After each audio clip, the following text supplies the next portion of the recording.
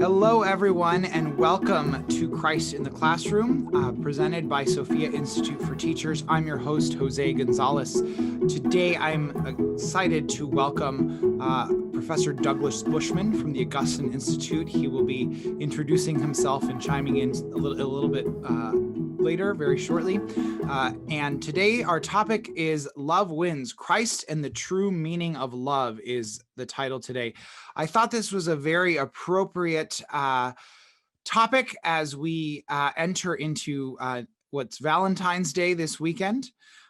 So I've always, this holiday I've always found very interesting because we call it St. Valentine's Day. And I don't know that most people really pay real homage to who St. Valentine actually was and what he actually, suffered and did.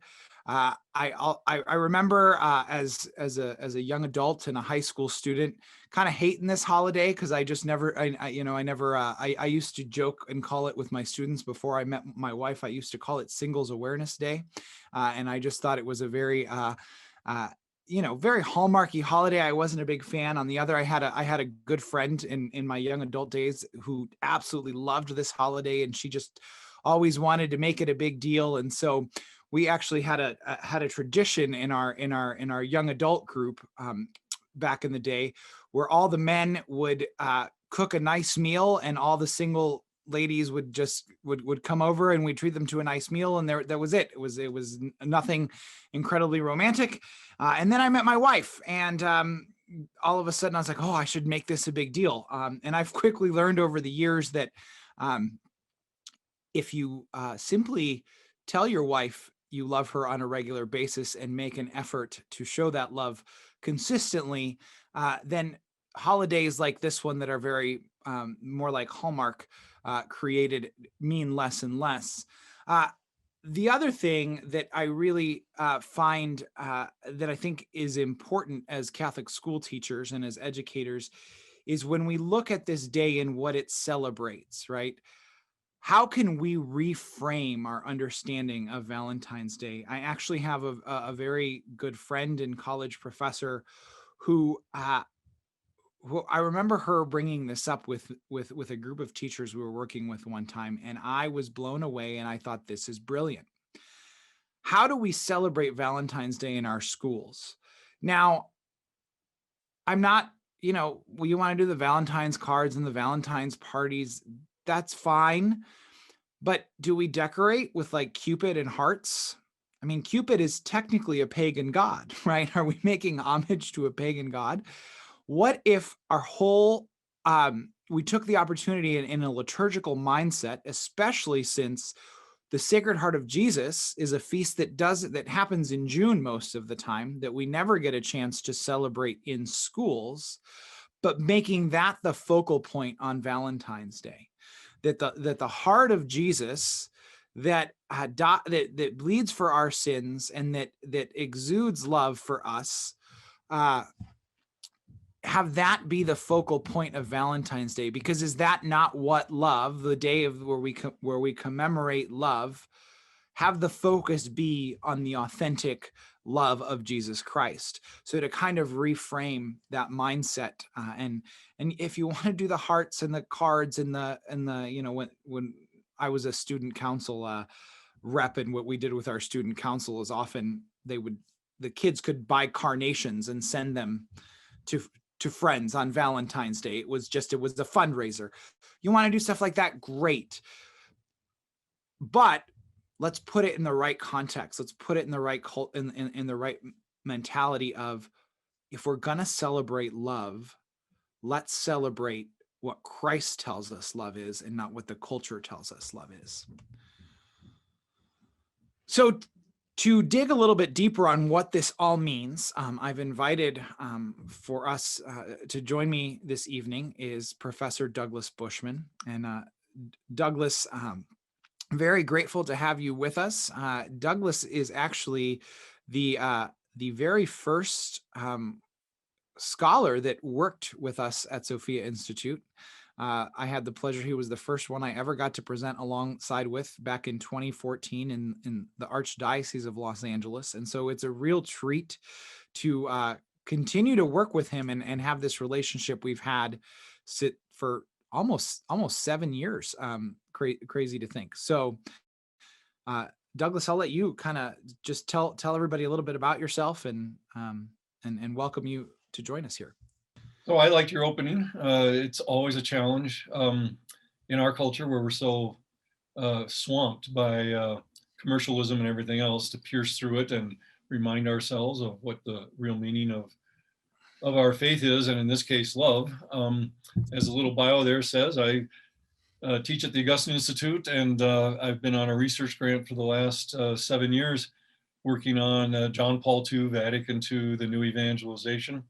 And we have about 550 students worldwide in the Augustine Institute. So we do, during the COVID, we've been doing an awful lot of this kind of teaching, but we also have a studio classroom where all of our classes are recorded. So it's good to see everybody or to interact with everybody. I'm kind of curious, how many folks do we have live with us this evening? We have about 40 live right now, so which is great. And speaking of those that are live, if you do have any questions at any point that we can try and answer about the content, you can in the chat box message Heidi Peters. She's my colleague here running behind the scenes. If you have questions, send them to her, and then at the end, if there's time, she'll field some of those questions to Professor Bushman and myself. All right. Well, so I have my first question for you, Douglas, is what does the church tell us? How does the church kind of tell us about love? What do they say love is? Well, that's a great question. It's such a rich and all-embracing reality because God himself is love and we're made in his image. That there's really so many different ways to talk about love. And I've reproduced for you here that you're looking at a number of my favorites. And so love, these are just assertions that John Paul II makes. But I thought it might serve our teachers who are participating in this session. Any one of these at any given moment can capture the imagination and are very memorable. Love is the DNA of the children of God. God is love. Parents pass on their DNA to their children. So our Heavenly Father has passed on his DNA to us by creating us in his image and likeness. And man cannot live without love. That is, I think, very obvious. Those who have read Viktor Frankl, Man's Search for Meaning, and are familiar with any number of currents of psychology, it's so fascinating to me that the science of psychology seems to confirm this over and over and over again. That without love, we get damaged and act out. And when I used to coach 7th and 8th grade football for about 10 years, I could tell just almost by watching the way a 13 or 14-year-old boy walked across the field, whether he had a father or a big brother at home or not. I mean, that's how obvious it becomes. And so for us, life is love. To live is love, is to love, and to love is to live. So basically, if you look at our story, salvation history, it's a story about love. Here's our story in 30 seconds. In the beginning, God created Adam and Eve, and they were so convinced that God was love that they were comfortable in their nakedness and they had no problem obeying God's commandment. The serpent argued that maybe God didn't give them commandment out of love. Maybe he gave it to them out of jealousy. And so they disobeyed. In other words, they rejected his love. And then the whole rest of the Bible is the story about what God has done to reconvince all of his people that he really is love. And of course, this culminates in the Paschal mystery of Jesus Christ. That's beautiful. So one of my personal favorites here, Douglas, that I love is the meaning of life is found in giving and receiving love. I love that because I really see that, particularly where I see that particular assertion really come to life is in the life of my children. I have this routine in the morning sometimes where I'm sitting down eating breakfast, and I'll go around the breakfast table and I'll look at them each, and as I will say their names and say you're beautiful and I love you, and I just say that. That's just a mantra I have. And the other day, my 3-year-old looked back at me and he goes, "Daddy, I love you too. You're the daddy of my dreams." And I thought to myself, well, that's a pretty profound little state. That's a very kind statement from a 3-year-old. I don't know where he gets it, but there is such life in them when you give them love, they give it back, and there is really just this profound meaning in those moments. And so I really that assertion really resonates with me. So here's a great text from John Paul II, which basically is an elaborate version of my quick story of salvation history. And you know what? I might have to ask Jose to help me out with the reading of it. Yeah. So the church's faith reaches its peak in this supreme truth. God is love. The truth that God is love constitutes, as it were, the apex of all that has been revealed by the prophets and in these last days by the Son. This truth illumines the whole content of divine revelation.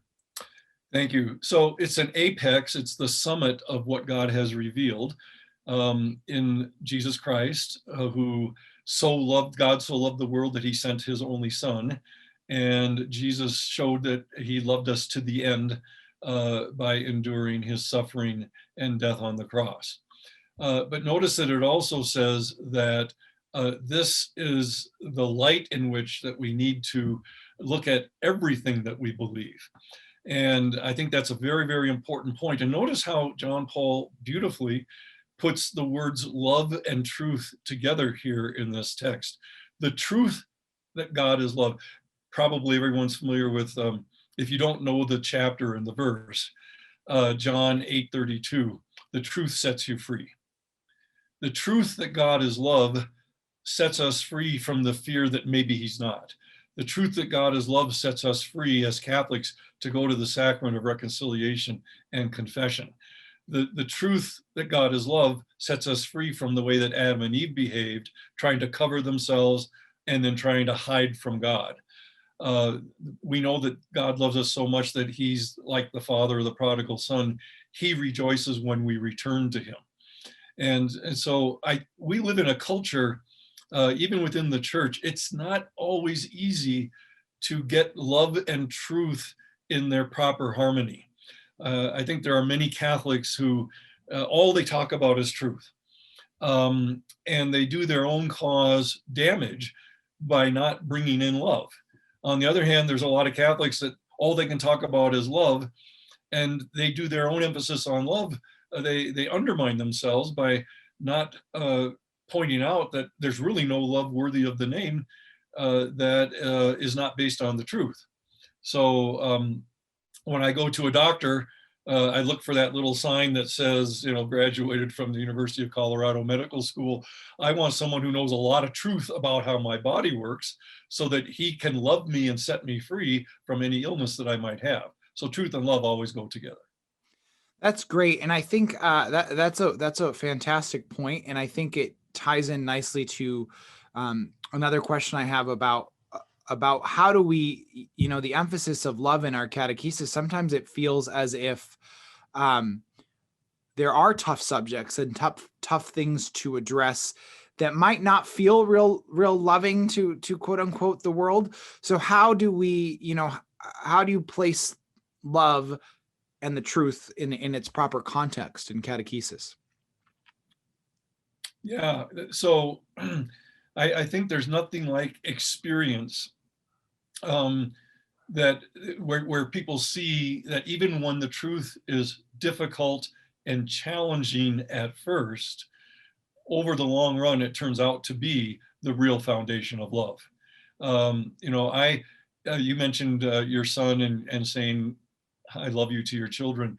I've raised 6 children. Our baby is a 24-year-old research scientist at the University of Minnesota. And one of the things that I learned was that if you have a real bond with your children, the most devastating thing that they will experience is to see how, if they use their freedom improperly, if they make a bad choice, how it hurts their parents. I don't think parents have any, there's a whole philosophy of discipline here, but this is the message of the cross. God, arms stretched on the cross, is basically saying, look at what your sins have done to me. They have torn me apart. I'll never forget this, because I was doing a retreat and talking about the prodigal son. And I said, it's as if God says to us, I don't want to live without you.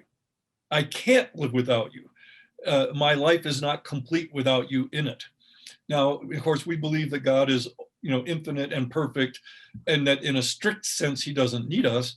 But the Bible uses so many interesting metaphors and images to convey God's love for us.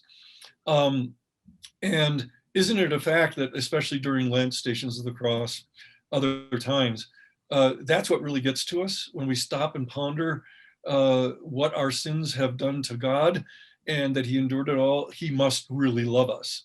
And so I think there's a whole psychology and, as I said, a kind of philosophy of love and parental relationships here.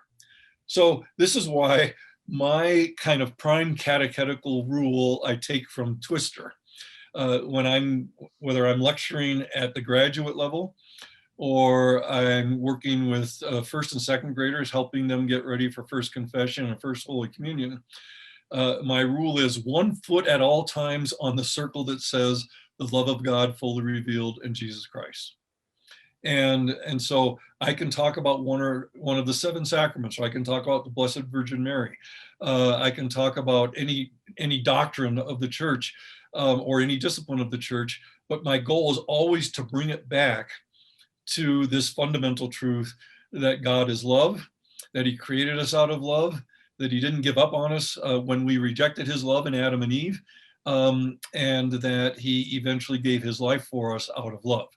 So that was the best Twister image I could find on the internet. But it's a high standard. Now, that doesn't mean you have to use the word love every single minute. And by the way, I hope by the end of our time together, you'll see that you can be talking about love a lot without using the word. The major word that we'll talk about is gift, but there are others.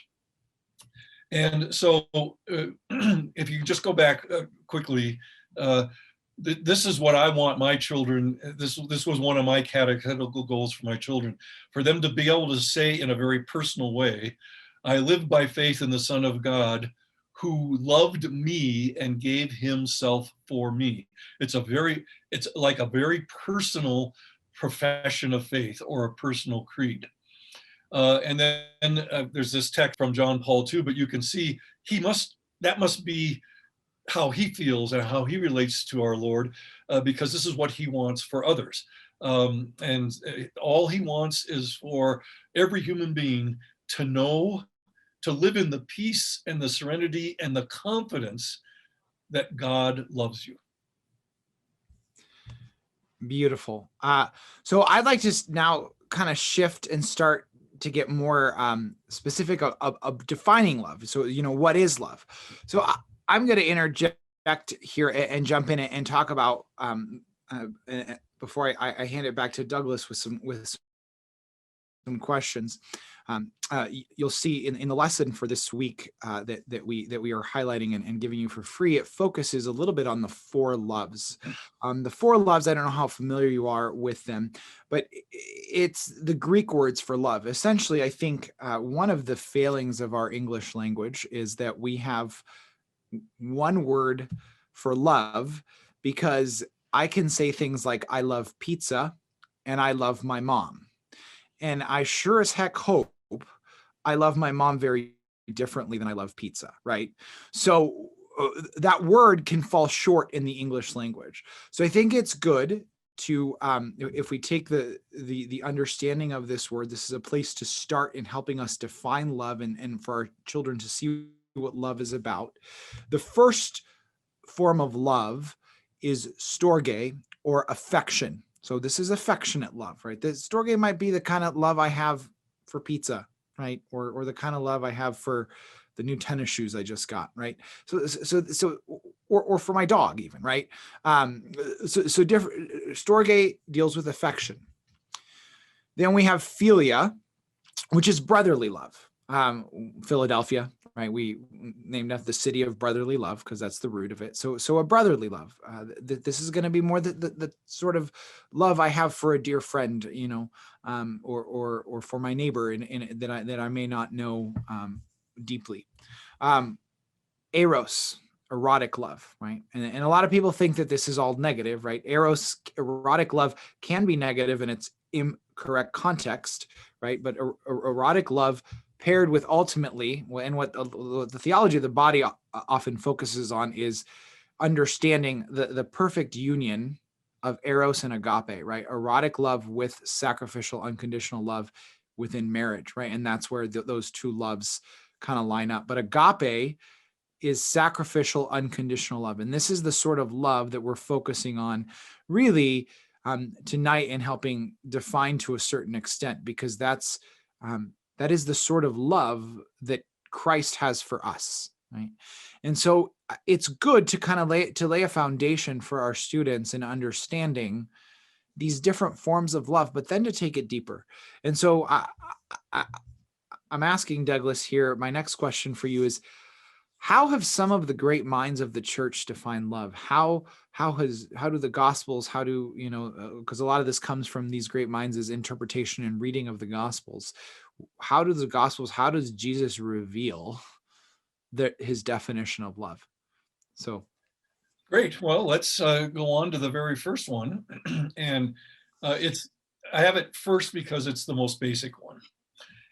To love is to will or to desire the true good for someone. This is very often associated with St. Thomas Aquinas. And notice I've put the word true there in order to continue my thought about what I said earlier about how the challenge of keeping the true and love together in our understanding. So the first point is to understand, what is the true good? It's that which brings fulfillment or happiness. And to go back to what Jose just said about that first desirous love or affection, after I used to live in Texas, and I mowed the lawn more than once when it was about 106 or 108 out. And so everyone would understand that a really large glass of cold lemonade is a true good after you have mowed the lawn. But it's a bodily good, it's a physical good. And so it's truly good, and we need to be hydrated, but it's not the highest good. There's a hierarchy of goods. And so the physical goods are the lowest. But there's a genuine love that revolves around them that Jose called affection. The true good is defined in relationship to a given nature. Here I'm going to talk about human nature. So you can see some of my books behind me. My most prized books are the ones over my left shoulder. That is my St. Thomas Aquinas bookcase. And here's what I've noticed in raising 6 kids and having some pets.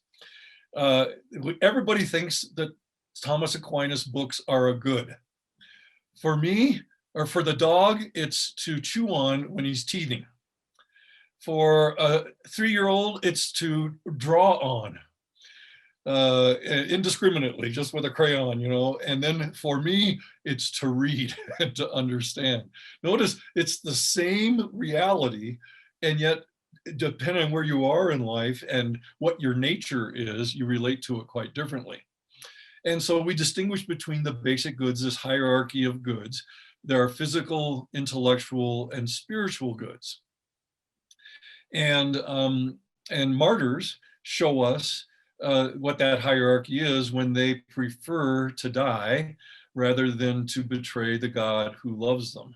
Um, so basically, when Jesus puts three types of love together in one commandment, that we should love the Lord our God, or in two commandments, we should love the Lord our God with our whole heart, mind, soul, and strength. He's the highest good. And we should love our neighbor as ourselves.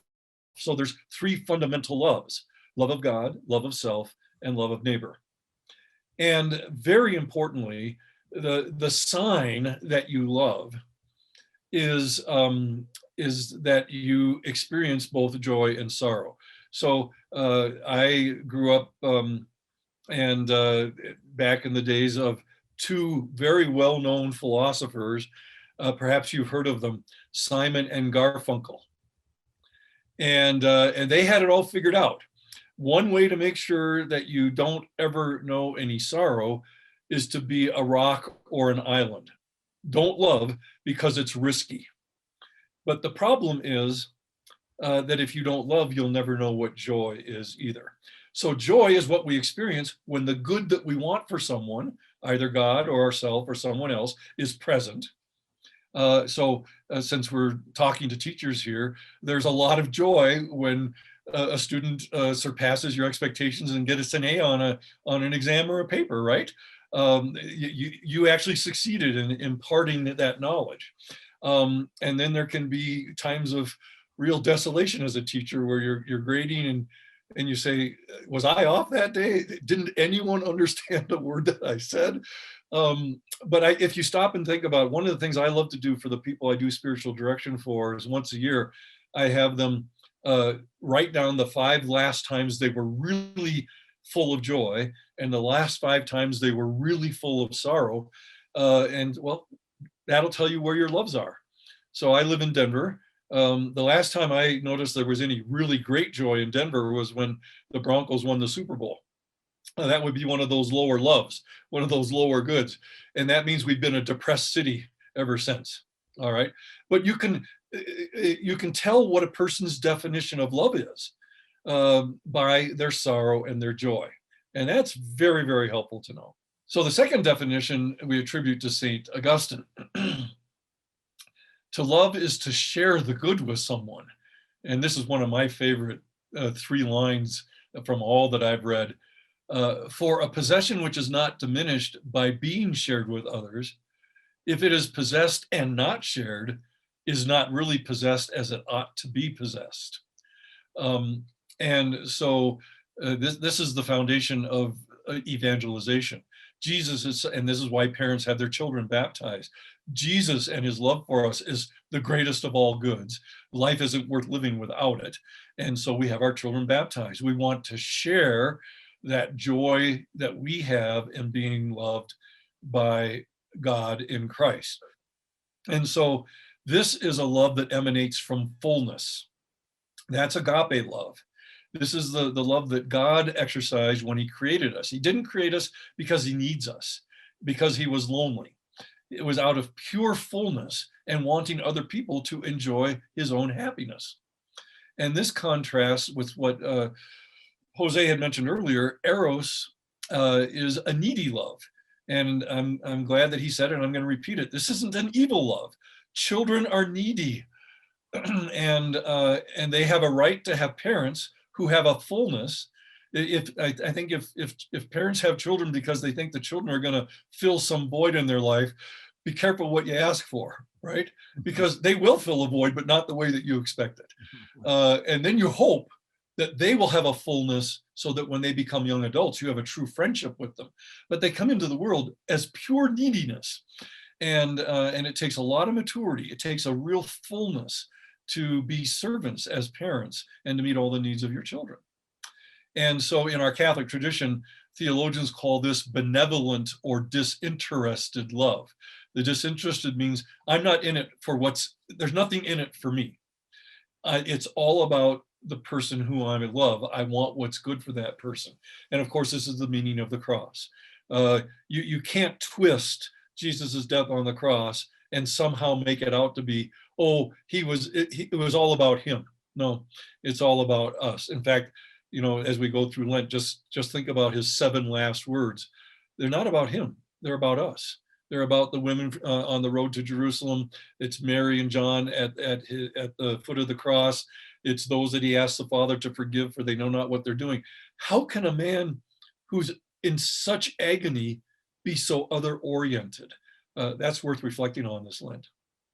So what's striking me as you're going through some of these is these definitions of love, I think, can share as a great examination of conscience for us, as far as going, oh, in your previous definition, ooh, that didn't bring me much joy.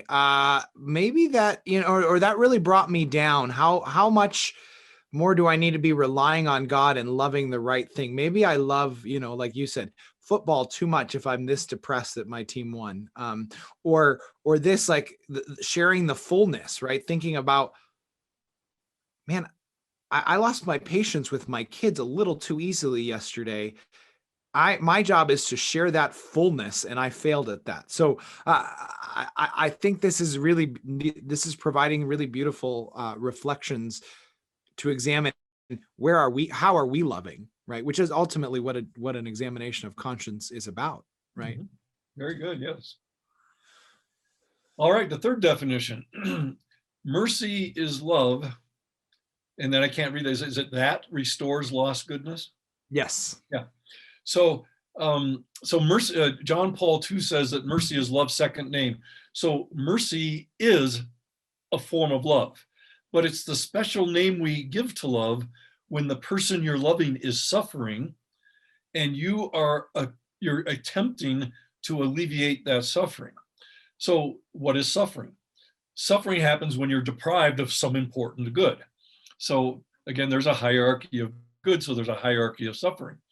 And so we have corporal works of mercy that we all know about, when we try to feed people who are hungry, shelter them, clothe them, etc.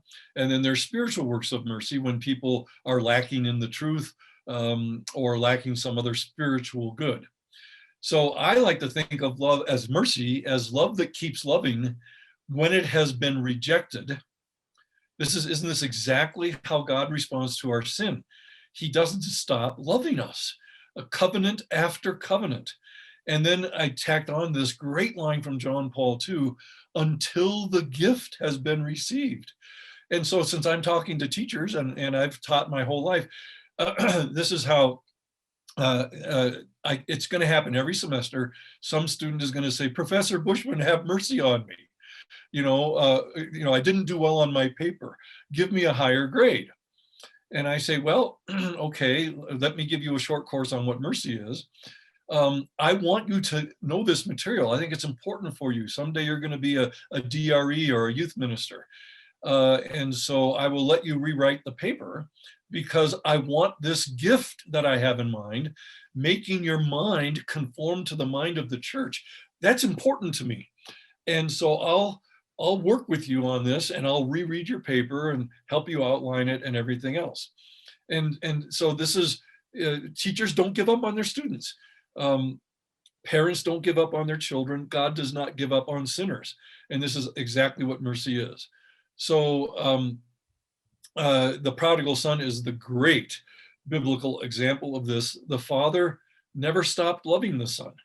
The son shut his father's love out, but when he returned, he discovered that he never could shut it off. When we sin, we shut God's love out, but no one has the power to shut it off, and that's the whole meaning of Jesus dying on the cross. Fourth definition is really easy it's who's ever heard of this before? Whoever thinks this way? To love is to say it is good that you exist. I first came across that in the writings of Joseph Ratzinger, the theologian.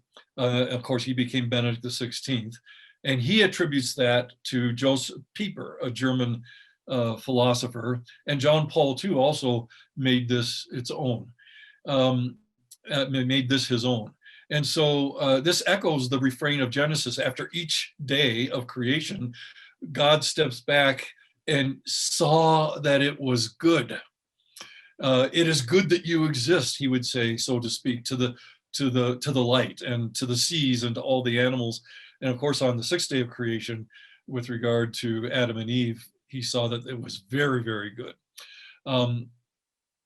Today we call this the power of affirmation. And I'm a real believer in that. And so Jose was talking about, being in your family situation and falling short. My ideal is always that when my children come into my presence, that I light up with emotional joy, because little children, that's what they pick up on. And by lighting up and having a kind of, my voice gets a little louder, a little higher, a little more intense, and say, oh my goodness, there's Teresa. And she can figure it out. She said, wow, Dad was just sitting there a minute ago and now he's all excited. I must be good. That's the power of affirmation. And again, there's a whole strain of contemporary psychology, especially the attachment loss psychologists. Perhaps you've heard of Conrad Bars, and before him, Bettelheim and Bowlby. And Mark records when Jesus was dialoguing with the rich young man, Jesus looking upon him loved him. Mark picked up on something, we call it body language. And so, this is, when I go to confession, I think of this. There's a priest who has been ordained to represent Christ, and he's waiting for me, like the father of the prodigal son was waiting for his son. And his voice and presence, it is good that you're here. And we know what follows. So I hope that crystallizes one aspect. Notice how love is always defined in terms of the good. When the good is present in someone else, the one who loves lights up with joy. So I love this definition, especially I think as teachers and catechists. This one is a very practical way of what we can do with our students, right? So no matter the age, like you said, we should work to light up as they walk into the room to sit down for class, and to really to look them in the eye and greet them and to have joy at their presence. Because if we can do that, how many of these kids come from homes or come from situations where they don't feel like it is good that they exist, or that they aren't acknowledged? And so this is simple acknowledgement of the presence of these children or students, high schoolers, whatever age we teach.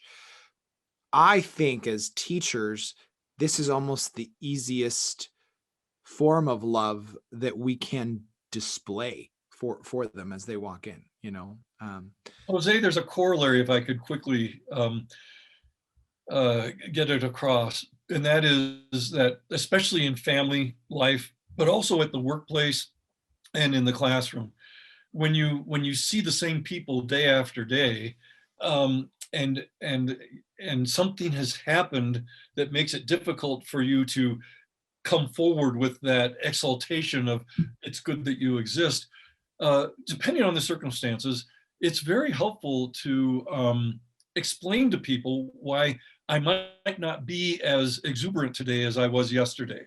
Over the years, I've had upwards of 18 or 19 people at a time working for me.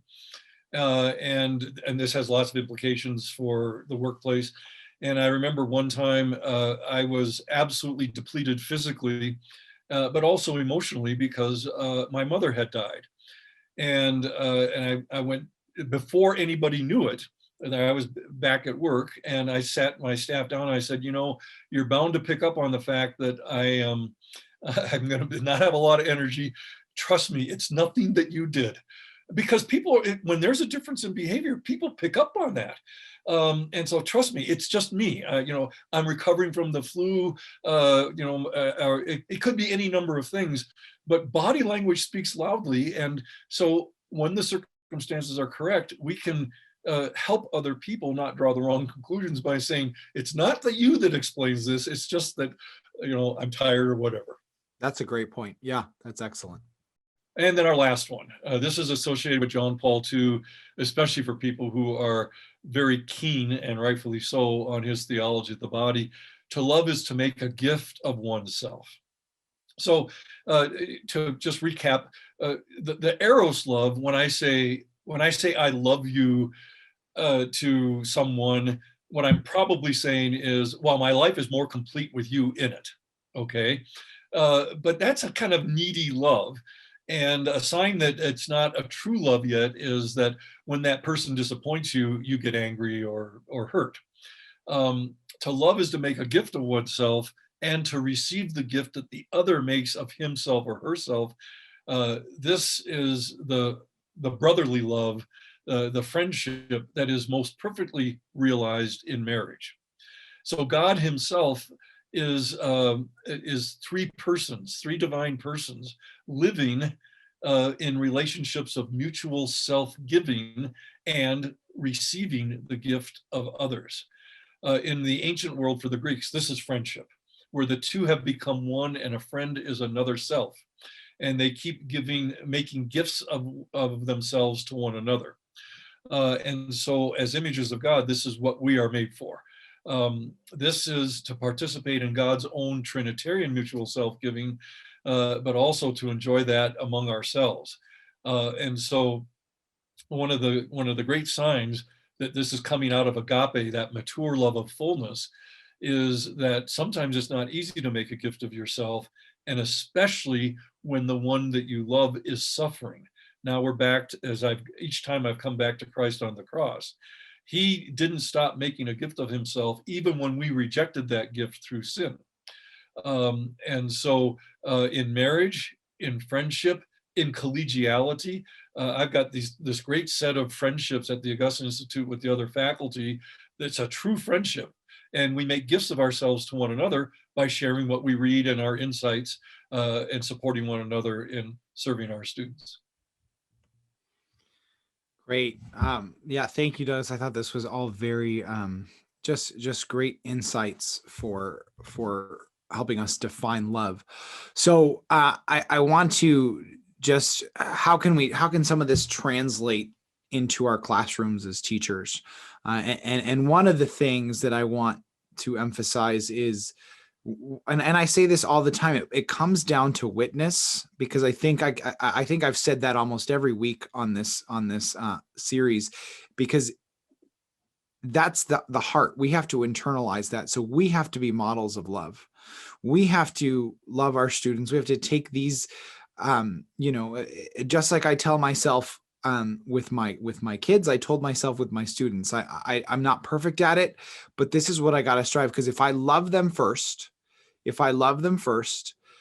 then everything else follows, right?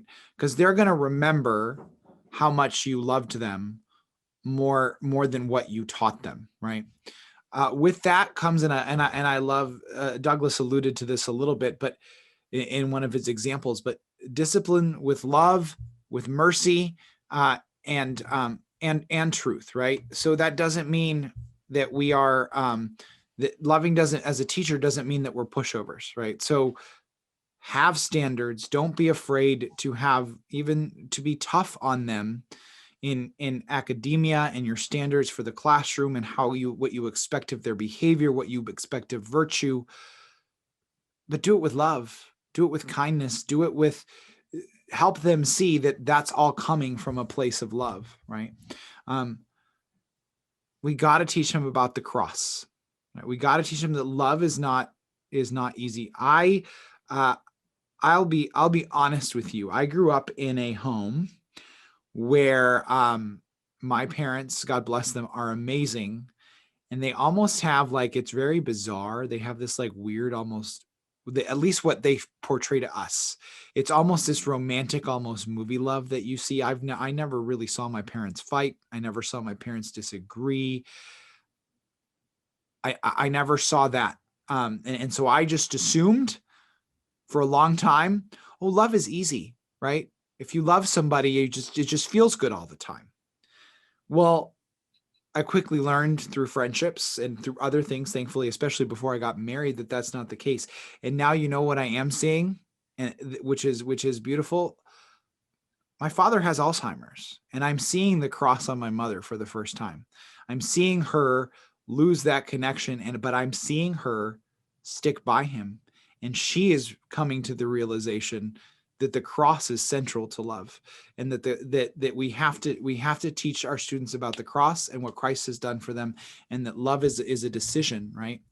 And also emphasize the power of the sacraments, especially the Eucharist and confession, because that is where we encounter God's love poured out upon us, right?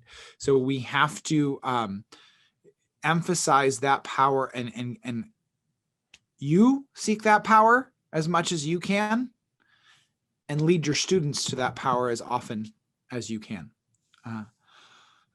And so I really think when it comes to this whole idea of love, I mentioned at the beginning, make this time of like Valentine's Day and especially going into Lent is a great opportunity to reflect on love as defined by Christ, what the gospel reveals, and not just, what the culture tells us necessarily.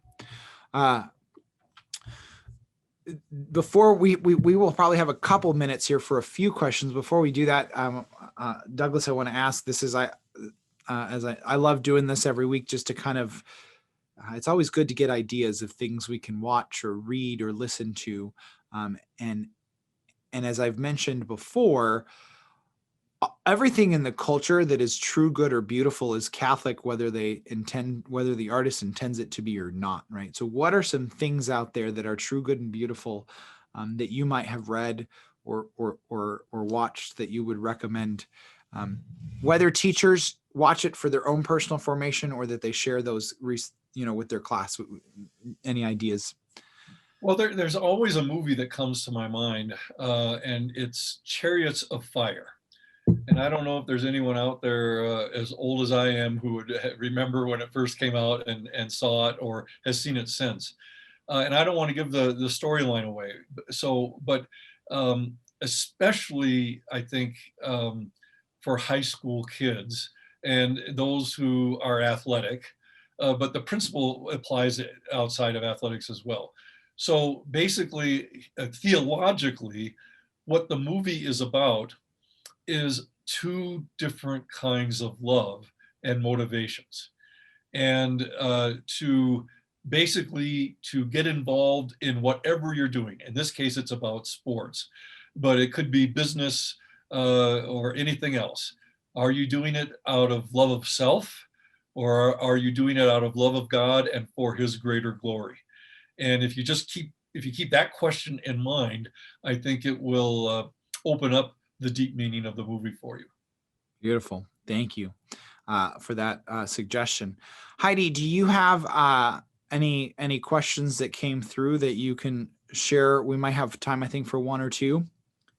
Hi, Jose. I do have one question. It is, how do we teach about love in a society that often reduces it to sexuality? So that's a great question. Douglas, do you have thoughts? And I might have a few things to jump in on. Yeah, okay, I'll say a couple of things. First of all, obviously, love has a lot to do with sexuality. So if we're going to address that question, we want to be very careful and make sure that we don't overreact and leave the impression that sexuality, marriage is in some way intrinsically evil. I always like to say, I agree with you. I see the same thing that you see. It's a huge problem. And I would say that the great sign that people are off track by reducing love to just sexuality, I would say, okay, maybe everyone would agree, this is the most sexualized that a human culture has been, if not ever, in a long time, okay? And how are we doing? How is the mental health of our culture? What's the suicide rate among our young people, young adults and teenagers, and even younger than that? How long are marriages lasting? Those are, let's call them cultural indicators that confirm for me that people have defined love inaccurately. It's for me personally, what I often say to people who have become addicted to sex in one way or another, I say, well, look, at least you were looking in the next best place. You're looking to another human being, an image of God, to fill this needy, erotic love in you. But no human being can do that for you, only God himself. And guess what? Even he became a man. And so I think that all the recovery groups and so many other things that are helping people to get beyond this emphasis on eros, and especially with regard to a sexual expression of it, are indicators that people have been off the track. It's only getting worse. And hopefully God will have mercy on our culture and give lots of graces of conversion to, remember I talked about a hierarchy of love, to discover God himself, who will never let us down, who's eternal and unchanging in his love for us, and he is our true happiness. Yeah, and I think to add to that a little bit, I think a lot of that comes from that the mentality of love comes to, too many people define it as a feeling, and they go on their emotions in the roller coaster. And the reality is that love at the end of the day is a choice, right? There can be attraction, there can be emotions. I've had great emotions with my wife, right? But I also know that there are days where we both go, you know what, you're making me crazy. And so I have to make an active decision in that moment to love her, right? And she does the same with me. You're not going to wake up every morning feeling butterflies for this person, or in general too. Like my feelings for X, Y, and Z might not be in order with God's plan, right? So love is not just about emotion and feeling. It's about choices and decisions and conforming ourselves to the will of God. So. You know, Jose, I've got a complimentary story to the one that you said about your mother and father. My wife was a first-rate athlete in high school, a state champion miler, and I've always been very active in sports. And so part of our relationship had always been our dating relationship was, weightlifting, swimming, running, biking. We were very, very active. And then as a result of the birth of our first child, she had a life-threatening thrombophlebitis and has been disabled ever since. And so, but our relationship, as much as we enjoyed, that sporting together is not the same thing as sexuality, but it's very physical, right? And it's a very big part of our culture's life. Sports, our culture, sports is a big part of it too. That was taken away from us within a year of our marriage. But we've discovered, of course, that we had a foundation that was much deeper than that. And so I think that this is what happens. Do I miss working out with her and enjoying that physical exercise together? Yes. But there's something much deeper and more permanent. Yes, we can try and take one more question. She just mentioned, and I think that's about all we have time left for is one more. So shoot. Awesome. So the question is, it is difficult at times when children come and hug you when they see you, but we as educators are told that less physical touching is best to avoid any scandal. Sometimes a pat on the back or high five goes a long way with bonding with our students. How can we be more responsive and not look like we are putting up a brick wall when students are seeking a more physical, but not crossing the line affection from their teachers? Wow. So I have just a quick thought. That is, I have to say that's very tough. And I taught high school kids, so I didn't quite have that level of affection. I know with young kids, my children are very affectionate, and so I can't imagine. It's a challenging climate to be in, right? Where kids want that affection and from their teachers, and I think it just depends on where you are. I think a lot of times, from my experience, I could be wrong. If a kid initiates the hug, that you're okay within reason to do a side hug or whatever. But yes, I wish I had a clearer answer to that, but we do have we live in a difficult climate, unfortunately, but I think there's ways to be creative and acknowledge them and encourage them. Douglas, do you have thoughts on that particular question?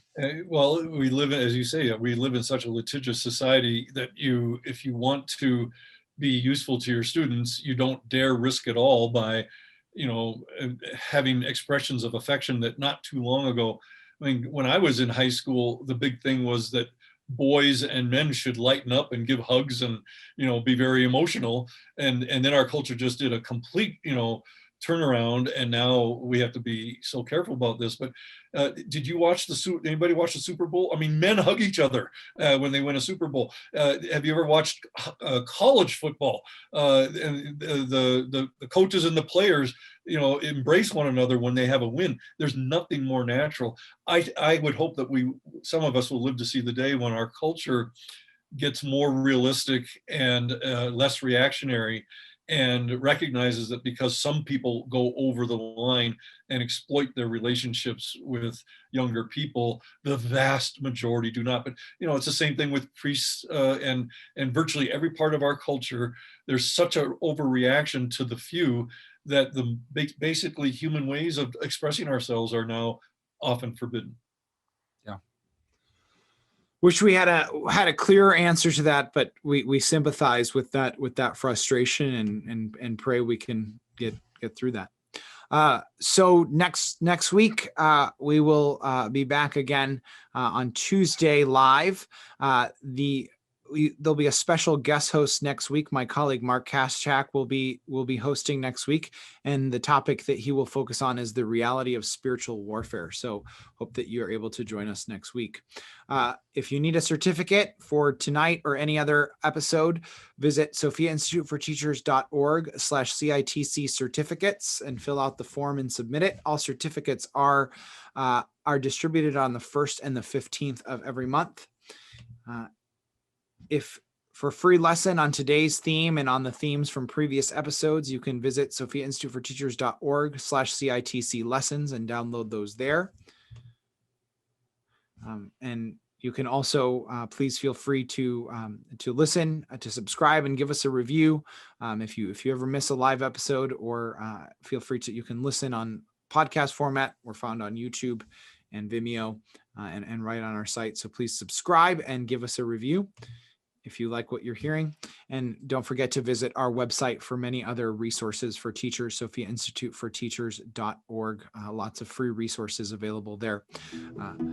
Thank you all for joining us, and God bless. And we hope that you will join us again for another episode of Christ in the Classroom in the future. Take care.